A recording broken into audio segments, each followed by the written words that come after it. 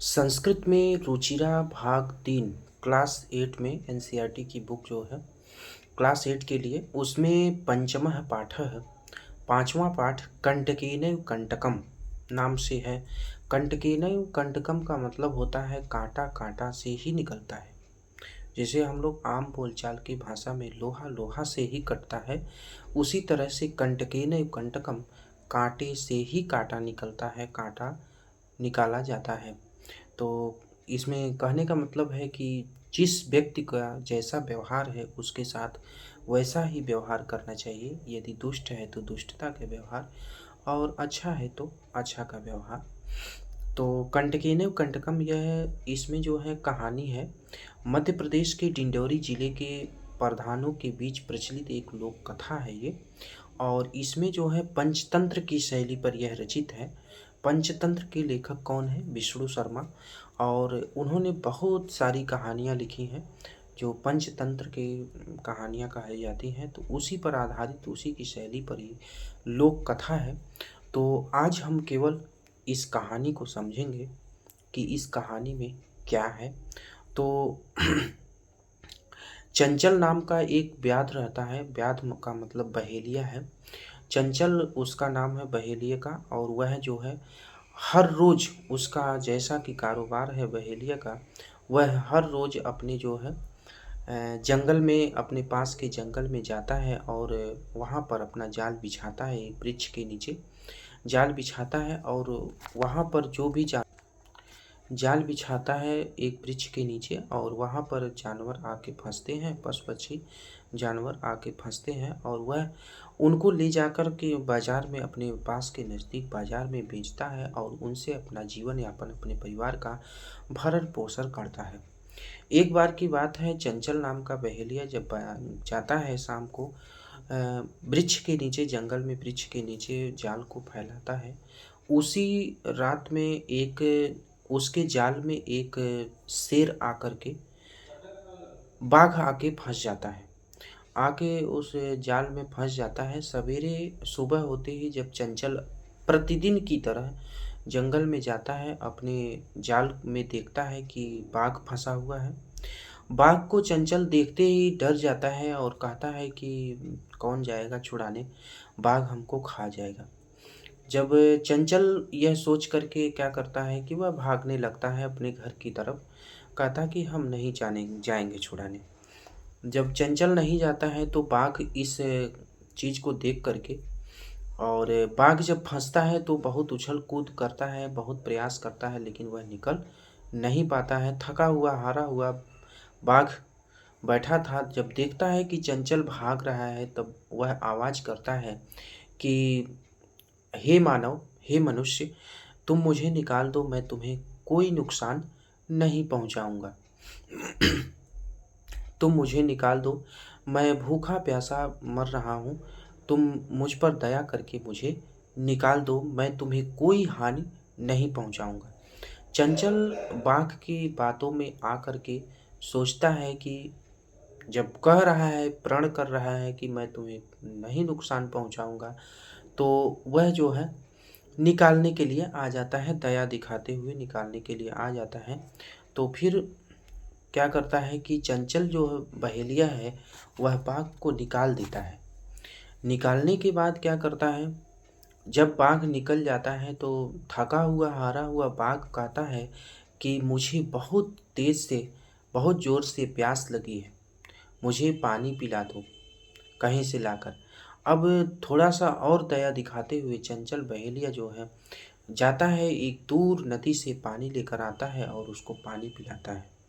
उसके बाद क्या हो, पानी पीकर जब बाघ पानी पीता है उसके बाद वह थोड़ा सा उसके शरीर में ऊर्जा का संचार होता है, वह थोड़ा सा स्फूर्ति में आता है तो कहता है कि अब मुझे बहुत तेज से भूख लगी है, और भूख लगी है तो आसपास कोई है नहीं, तुम ही दिखाई दे रहे हो, तो मैं तुम्हें अब खाऊंगा।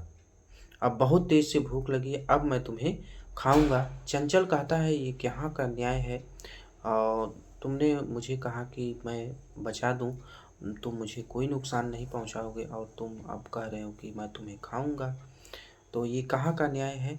तो बाघ कहता है यही होता है, यही होता ही है, न्याय कहाँ होता है। तो चंचल जो है एक नदी के पास जाता है, चंचल बहेलिया नदी से न्याय मांगने जाता है। कहता है कि चंचल कहता है कि हे नदी, हे नदी, तुम न्याय करो कि बाघ जो है, बाघ को हमने पूरी सारी कहानी जितना घटित होती है बताता है। कहता है कि हमने जो है बाघ को बचाया, अब बाघ हम ही को खाने को कह रहा है।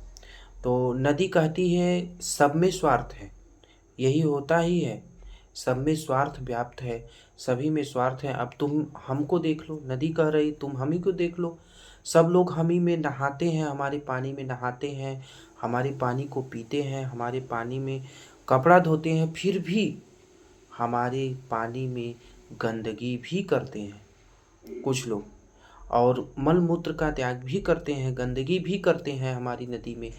तो सब में क्या है, स्वार्थ व्याप्त है। वहाँ से चंचल निराश आता है वृक्ष के नीचे, वृक्ष से कहता है कि हे वृक्ष, अब तुम ही मेरा न्याय करो।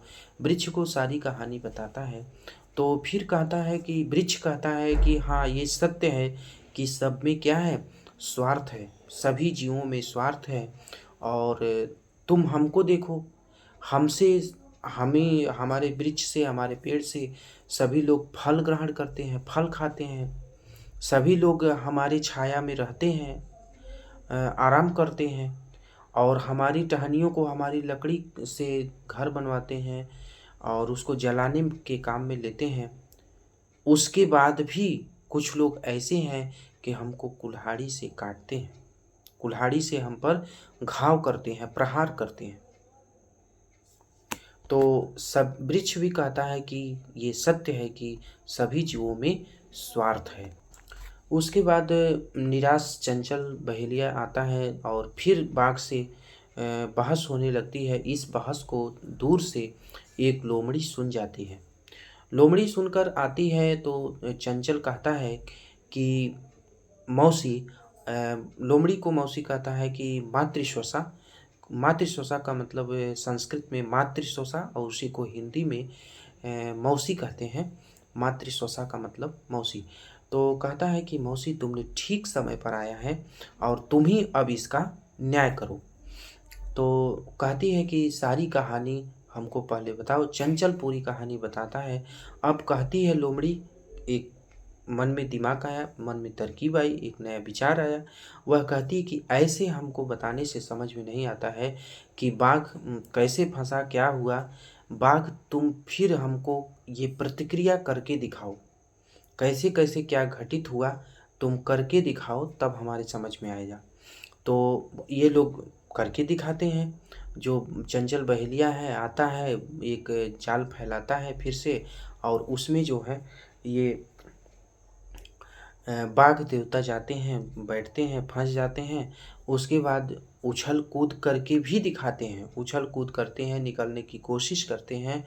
उसके बाद जो है क्या होता है कि बाघ जब उछल कूद करके थका हुआ, हारा हुआ गिर जाता है, बैठ जाता है, क्योंकि उसे भूख लगी थी, फिर थक जाता है जल्दी। उसके बाद जब थक जाता है तब लोमड़ी कहती है कि सर्वे सर्वः स्वार्थ समीहते, सभी में स्वार्थ व्याप्त है।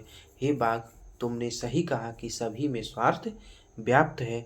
अब जो है, अब तुम उसी में रहो और हम लोग चलते हैं अपने अपने घर को।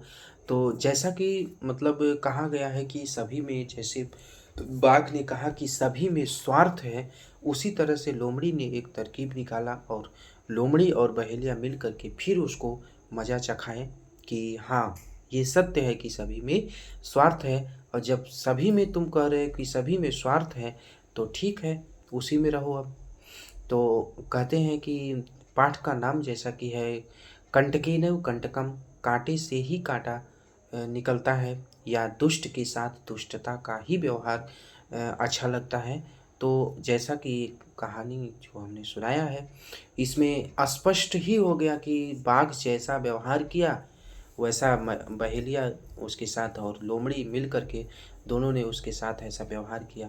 बाघ का कहना था कि सर्वः स्वार्थः समीहते, सभी में स्वार्थ व्याप्त है। तो लो सभी में स्वार्थ व्याप्त है। हालाँकि ऐसा है नहीं, लेकिन बाघ को ये बताना था, ये दिखाना था कि सभी में स्वार्थ नहीं है। तो इस कहानी का हमने केवल आज पूरा समरी यानी सारांश समझा कि कैसे-कैसे क्या है। कंटकेनैव कंटकम्। अब अगले दिन से जब हम लोग इसका एक-एक लाइन पढ़ेंगे तो समझ में आएगा।